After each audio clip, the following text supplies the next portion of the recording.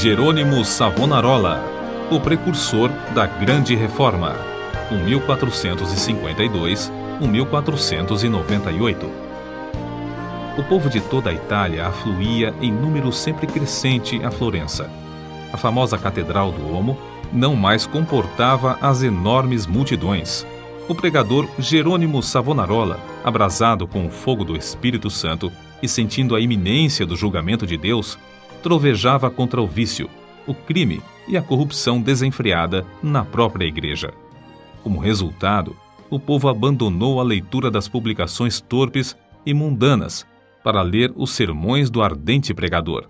Deixou os cânticos das ruas para cantar os hinos de Deus.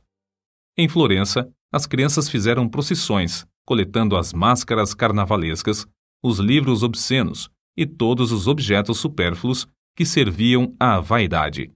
Com isso, formaram em praça pública uma pirâmide de 20 metros de altura e atearam-lhe fogo. Enquanto o monte ardia, o povo cantava hinos e os sinos da cidade dobravam em sinal de vitória.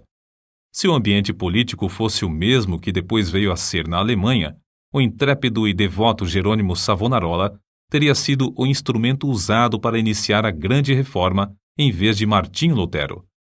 Apesar de tudo, Savonarola tornou-se um dos ousados e fiéis arautos que conduziram o povo à fonte pura e às verdades apostólicas registradas nas Sagradas Escrituras. Jerônimo era o terceiro dos 7 filhos da família. Nasceu de pais cultos e mundanos, mas de grande influência. Seu avô paterno era um famoso médico na corte do Duque de Ferrara, e os pais de Jerônimo planejavam que o filho ocupasse o lugar do avô. No colégio, era aluno esmerado, mas os estudos da filosofia de Platão e de Aristóteles deixaram-lhe a alma sequiosa.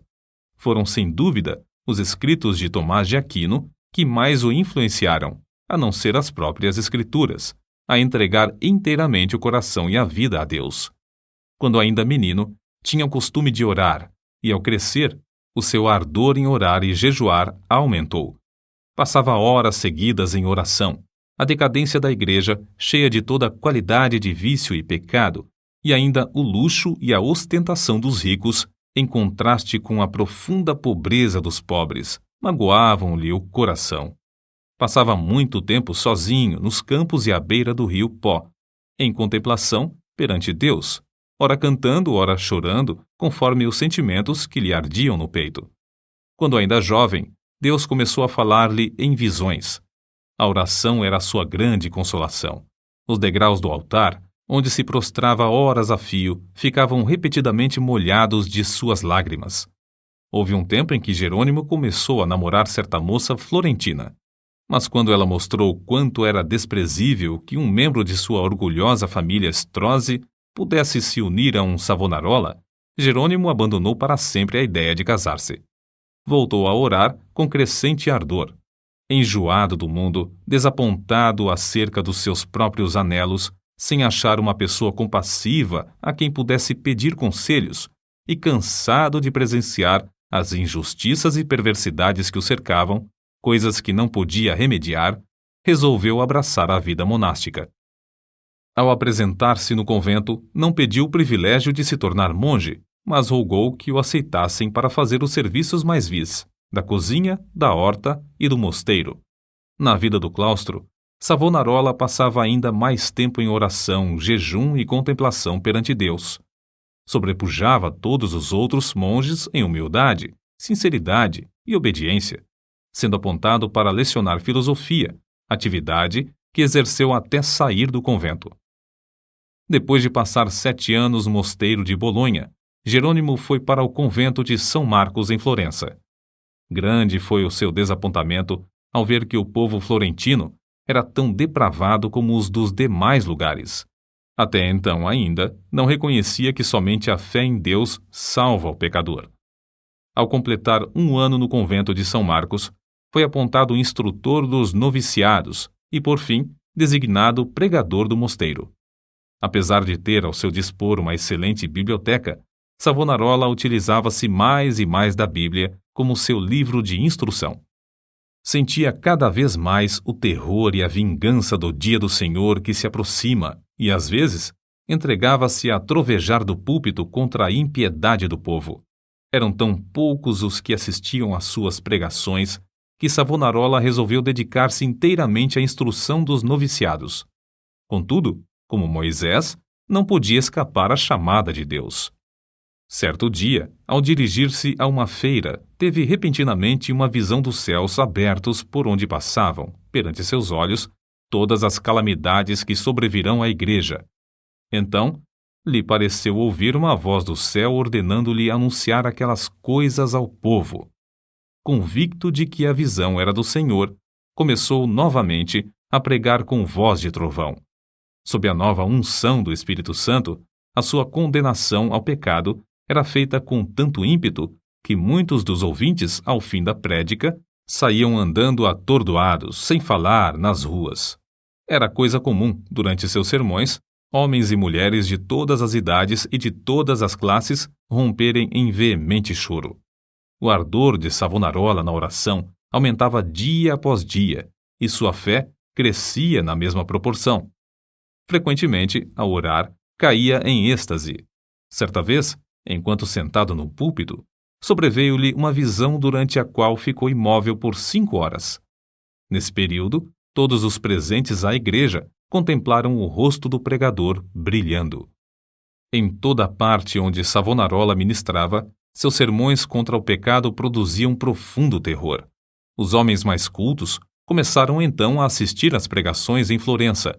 Foi necessário realizar as reuniões na Duomo, onde continuou a pregar durante 8 anos. O povo se levantava à meia-noite e esperava na rua até a hora de abrir a catedral. O corrupto regente de Florença, Lorenzo Médici, experimentou todas as formas de abordagem, a bajulação, as peitas, as ameaças e os rogos, para induzir Savonarola a desistir de pregar contra o pecado, especialmente contra a perversidade do regente. Por fim, vendo que tudo era debalde, contratou o famoso pregador Frei Mariano para falar contra Savonarola. Frei Mariano pregou um sermão, mas, pelo fato de o povo não ter prestado atenção à sua eloquência e astúcia, ele não ousou continuar. A essa altura, Savonarola profetizou que Lorenzo, o Papa e o rei de Nápoles morreriam dentro de 1 ano, e assim sucedeu. Depois da morte de Lorenzo, Carlos VIII da França invadiu a Itália, e a influência de Savonarola aumentou ainda mais. O povo abandonou a literatura torpe e mundana para ler os sermões do famoso pregador. Os ricos socorriam os pobres em vez de oprimi-los. Foi nesse tempo que o povo fez a grande fogueira na Piazza da Florença e queimou grande quantidade de artigos usados para alimentar vícios e vaidade. Não cabia mais, na Grande Duomo, o seu imenso auditório. Contudo, o sucesso de Savonarola foi muito curto. O pregador foi ameaçado, excomungado e, por fim, no ano de 1498, por ordem do Papa, foi queimado em praça pública. Com as palavras "O Senhor sofreu tanto por mim", terminou a vida terrestre um dos maiores e mais dedicados mártires de todos os tempos. Apesar de continuar até a morte, sustentando muitos dos erros da Igreja Romana, ensinava que todos os que são realmente crentes estão na verdadeira Igreja. Alimentava continuamente a alma com a palavra de Deus. As margens das páginas da sua Bíblia estão cheias de notas escritas enquanto meditava nas Escrituras. Conhecia uma grande parte da Bíblia de cor e podia abrir o livro instantaneamente e achar qualquer texto. Passava noites inteiras em oração e recebia revelações, quando em êxtase ou por meio de visões. Seus livros sobre a humildade, a oração, o amor e outros temas continuam a exercer grande influência sobre os homens. Destruíram o corpo desse precursor da grande reforma, mas não puderam apagar as verdades que Deus, por seu intermédio, gravou no coração do povo.